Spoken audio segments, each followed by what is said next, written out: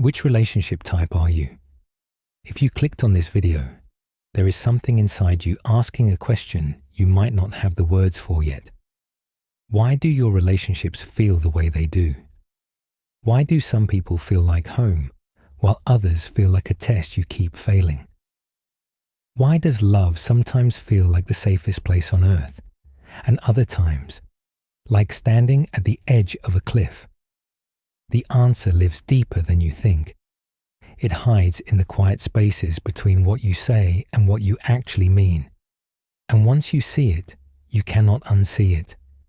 Here is the truth most people walk past. The way you love, the way you fight, the way you pull close or push away, none of it is random. It follows a pattern, a blueprint you did not choose. And that blueprint was drawn long before you ever fell in love with anyone. Some people call it attachment style, but that phrase feels too clinical, too cold. What we are really talking about is the invisible script running in the background of every relationship you have ever been in. The one that tells you whether you are safe, whether you are wanted, whether you are too much or not enough. And that script, once you learn to read it, changes everything. Think about the last time you felt hurt by someone you loved. Maybe they did not text back fast enough. Maybe they needed space. Maybe they said something that felt like rejection, even though they meant nothing by it. In that moment, something inside you reacted. Not the adult you, not the logical you, something older. Something that still remembers what it felt like to need someone and not know if they would be there. That is attachment. Not a theory in a textbook, but a living, breathing thing inside you that shapes how you see love itself. There are 4 main ways this plays out. 4 different relationship types. And most people have never stopped long enough to ask which one they are. They just keep repeating the same patterns, wondering why it always ends the same way, wondering why they always feel the same things, wondering why love feels so complicated when it seems so simple for everyone else. The first type is what psychologists call secure attachment. But let us not use cold words. Let us call these people the steady ones. They are the people who can sit with both closeness and distance without panic. When their partner needs space, they do not spiral. When their partner comes close, they do not run. They trust, not blindly, but deeply. They believe that love does not have to be earned over and over again, that it can simply exist. If you are one of the steady ones, conflict does not feel like the end of the world. It feels like a conversation, a chance to understand. You do not keep score. You do not read between every line looking for hidden meanings. You take people at their word and give them room to be human. And when things get hard, you do not disappear. You stay, not because you have to, but because staying is natural to you. The steady ones learned early that they were safe, that their needs would be met, that asking for help was okay. Their caregivers were consistent, not perfect. Just consistent enough, and that consistency built something inside them. A quiet knowing, a sense that the world is mostly good, that people can be trusted, that love does not have to be a war. Watch a secure person in a relationship, and you will see something almost strange. They do not get pulled into drama. They do not play games. They do not test their partner to see if they will stay. When problems arise, they address them directly, calmly, without the need to punish or withdraw or create distance as a weapon.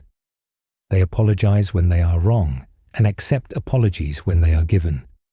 Simple as that sounds, it is remarkably rare. They also have a capacity that many of us lack. The ability to hold 2 truths at once. They can love someone and still see their flaws. They can feel hurt and still believe in the relationship. They can disagree without feeling like the whole thing is falling apart. This comes from that early blueprint, that foundation of safety that allows them to weather storms without capsizing. If you grew up with this, you might not even realize how lucky you are, because for you, trusting comes naturally. You do not have to convince yourself to believe someone. You do not have to fight the voice in your head telling you to protect yourself. You simply love, and you let yourself be loved in return. But here is the thing about the steady ones. They are rarer than you think, because most of us did not grow up with that kind of consistency. Most of us learned a different lesson entirely, a lesson written in moments of uncertainty. In times when the people who were supposed to be there simply were not. And those lessons, as quiet as they are, shape everything. Consider a composite example. A woman who spent her childhood watching her mother's moods like weather patterns, learning to read the room before she even knew what reading the room meant, adjusting herself constantly to keep the peace, to be loved, to not be too much. This woman grows up and falls in love, and even when her partner is kind, even when he is steady, she waits for the other shoe to drop. She watches his face for signs. She overanalyzes every text, every silence, every tone of voice, not because he has done anything wrong, but because her blueprint tells her that love is conditional, that safety is temporary, that she must always be watching, always be ready, always be proving herself worthy. This is the second type, the ones who reach, the ones psychologists call anxiously attached. But that word, anxious, does not capture the whole truth. These are the ones who love with their whole hearts, who give and give and give, who feel everything deeply, who just want to know, really know, that they are not going to be left. If you are one of the ones who reach, you might recognize this feeling, the way your chest tightens when someone you love pulls back, the way silence feels like rejection, the way you fill in the blanks with your worst fears. Not because you want to, but because something inside you learned long ago that love can be taken away without warning, that the people who are supposed to stay sometimes leave. And so you reach, you cling. You try to close the distance before the distance closes you out. The ones who reach often grew up with love that was inconsistent. Sometimes their caregivers were warm and present. Other times they were distant, distracted, overwhelmed, or unavailable. And that inconsistency taught them something. That love is unpredictable, that you have to work for it, that you have to earn it over and over again, that you can never fully relax because the moment you do, it might disappear. So they developed a strategy. Stay close, stay vigilant, stay needed. And that strategy works for a while, until it does not, until the reaching pushes people away, until the fear of abandonment becomes a self-fulfilling prophecy, until they find themselves exhausted from trying so hard to hold on to something that keeps slipping through their fingers. There is a particular kind of pain that comes with being a reacher, the pain of wanting so badly to be reassured, but knowing that no amount of reassurance is ever quite enough. Someone can tell you they love you 100 times, and still that small voice inside wonders. Still that part of you needs to hear it again, just one more time, just to be sure. And relationships with reachers can feel intense, electric, full of passion and emotion and depth, because they feel everything so deeply. They notice every shift in tone, every pause, every moment of disconnect. They are attuned to their partners in ways that most people never are. And that attunement, while exhausting, can also be beautiful. When you love a reacher, you are loved completely, fiercely, with everything they have. But the flip side is fear, always the fear. The fear of being too much, of being not enough, of driving people away with the very intensity that makes them who they are. And so, they walk a tightrope, trying to balance their need for closeness with the terror of scaring someone off, trying to seem casual when nothing about their feelings is casual, trying to play it cool when inside they are burning. The tragedy is that many reachers end up in relationships with people who cannot give them what they need. They are drawn to the challenge, to the unavailable one, to the person whose attention feels like winning a prize. And the cycle continues, reaching, not receiving, reaching harder, still not receiving, until the pattern becomes so familiar it starts to feel like home. Now there is another way this plays out, the opposite direction, the ones who pull away. These are the people who seem fine with distance, who do not need constant reassurance, who seem self-sufficient, independent, maybe even a little emotionally unavailable. Psychologists call this avoidant attachment. But again, that word misses something. These are not cold people. They are not unfeeling. They simply learned a different lesson about love. Consider another example. A man who grew up in a home where emotions were not discussed, where crying was weakness, where needing anything from anyone was seen as a burden. His parents were not cruel. They provided. They kept the roof over his head and the food on the table. But when he needed comfort, when he needed connection, he was met with dismissal or distraction. Over time, he learned to stop asking, to stop needing, to handle everything himself. This man grows up and falls in love. And when his partner gets close, something in him wants to run. Not because he does not care, but because closeness feels dangerous, vulnerable, like standing in an open field during a storm. So he creates distance, not out of malice, but out of survival. He pulls back. He keeps things surface level. He convinces himself he does not need what he secretly craves.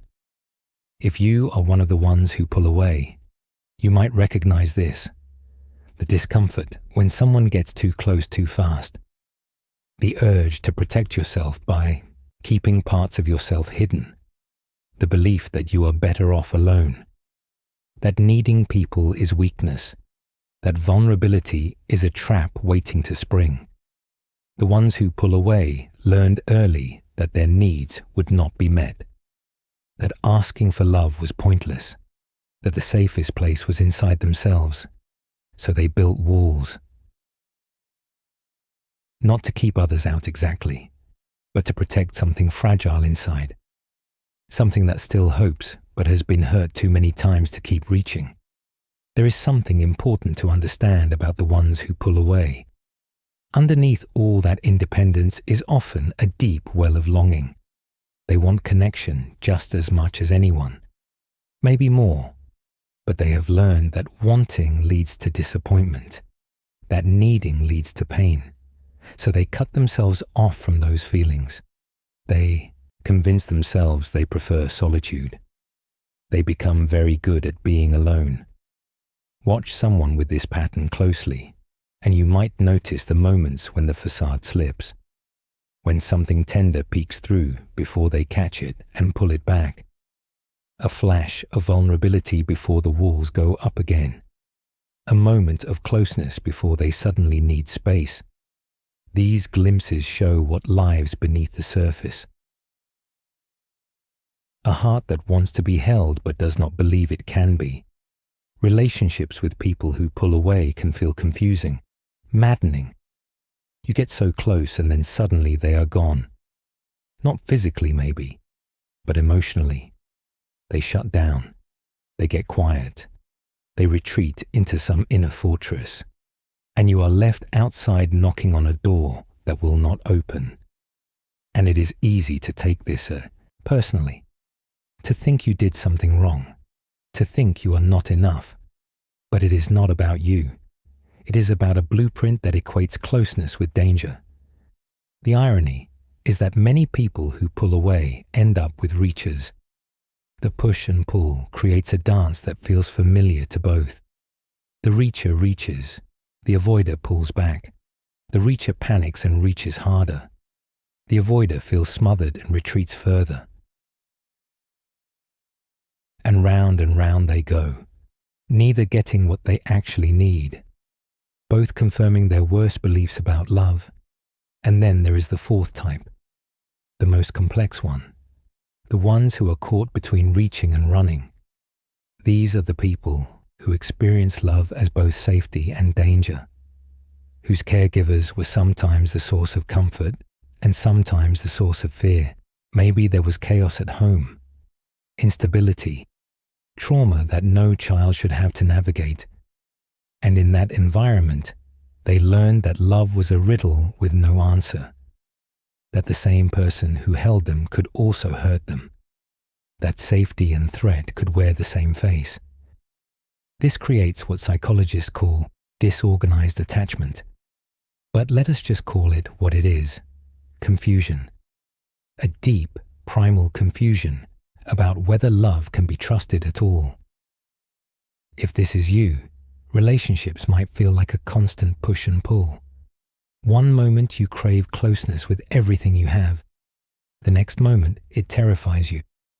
You might find yourself sabotaging good things, running when someone gets too close, then regretting it immediately, feeling desperate to reconnect, then terrified again when they actually respond. It is exhausting, not because something is wrong with you, but because your blueprint was written in contradiction. People with this pattern often describe feeling like two different people. One who desperately wants love and connection and intimacy, and one who believes that love and connection and intimacy are dangerous, unsafe, something to be survived rather than enjoyed. And these two parts are constantly at war, pulling in opposite directions, creating a kind of inner chaos that spills into every relationship. The ones caught between reaching and running often had early experiences of trauma. Not always the loud, obvious kind. Sometimes it was subtle, unpredictable moods, volatile homes, parents who were struggling with their own wounds and could not show up consistently. In those environments, the child learns something devastating, that the source of safety is also the source of threat. And how do you navigate that? How do you approach the very thing you need when approaching it might hurt you? The answer is you develop a kind of double vision, an ability to hold hope and fear at the same time, to want and dread in the same breath. And that double vision creates patterns that look, from the outside, like self-sabotage, like someone who does not know what they want, who pushes and pulls at random. But it is not random. It is a survival system, one that made perfect sense in the environment it was created in. Even if it no longer serves you now. Now here is where it gets interesting. Knowing your type is not the end of the story. It is the beginning. Because these patterns, as deep as they run, are not permanent. They are not who you are. They are what you learned, and what has been learned can be unlearned. The brain is not fixed, neither is the heart. Every single day, you have the chance to write a new line in that old script, to pause when the old fears rise and ask yourself, is this really what is happening right now, or is this my past talking? To catch yourself mid-pattern and choose differently, not perfectly, just differently enough. The ones who reach can learn to soothe themselves, to tolerate the discomfort of not knowing, to trust that silence is not always rejection. That space does not mean leaving, that they are worthy of love even when they are not performing for it. The ones who pull away can learn to let people in, slowly, carefully, to recognize That vulnerability is not weakness, but courage. That needing people is not a flaw, but a feature of being human. That the walls they built for protection might also be the walls keeping out what they actually want. And the ones caught between reaching and running can learn to find solid ground, to separate past from present, to recognize when old fears are coloring current reality, to build new experiences of safety, one relationship at a time, until the confusion slowly gives way to something steadier. This is not easy work. It takes time. It takes patience. It takes the willingness to look at parts of yourself that you have been avoiding for years. But it is possible, deeply possible, because you are not your attachment style. You are the one who can witness it, the one who can understand it, the one who can, with awareness and effort, begin to change it. Think of it like a path worn into the ground.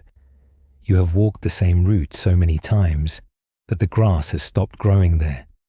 The path feels natural, automatic, but it is not the only way through the field. You can start walking a new direction. At first, it will feel strange. The grass will be tall, the ground uneven, but with enough trips, a new path will form, and the old one, while still visible, will slowly start to fade. The key is awareness, not judgment, not shame, just awareness. Noticing the pattern without beating yourself up for having it, asking where it came from, what it was trying to protect, and then gently, lovingly, choosing something new.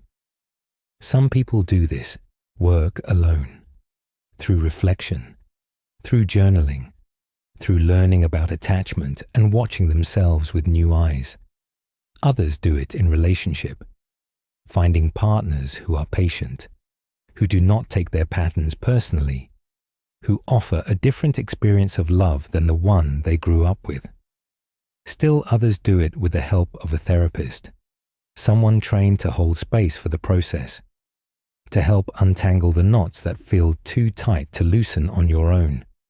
There is no wrong way to heal. There is only the willingness to start. And here is the beautiful part. As you change, your relationships change. The same interactions that used to trigger you start to feel different. The fears that used to run the show begin to quiet. You stop bracing for impact and start opening to connection. Not perfectly, not all at once, but noticeably, meaningfully. You might even notice that you attract different people, that the ones drawn to your old patterns start to fall away, while new ones, healthier ones, begin to appear. Because when you change your frequency, you change what resonates with you. It is not magic. It is just how energy works. So which relationship type are you? Maybe you already know. Maybe you recognized yourself in every one. Maybe you are a blend, as most people are, with one dominant style and traces of the others showing up in different contexts. That is okay. The point is not to fit yourself into a box. The point is to understand the water you have been swimming in, to see the invisible forces that have been shaping your love life all along. Because once you see them, they lose their power. Once you understand the script, you can start to rewrite it. And that rewriting, slow and imperfect as it may be, is the path to relationships that actually feel good, that feel safe, that feel like coming home instead of walking on eggshells. You deserve that, not someday, not when you have fixed yourself, right now, exactly as you are. You are worthy of love that does not require you to twist yourself into shapes, worthy of connection that does not drain you, worthy of being truly seen. And that is something no attachment style can take away from you. If any of this resonated with you today, drop a comment below and tell me which type you recognized in yourself. Let us start a real conversation about this. Hit subscribe so you do not miss what comes next. Thanks for being here. And remember, truly understanding yourself is the first step to changing everything.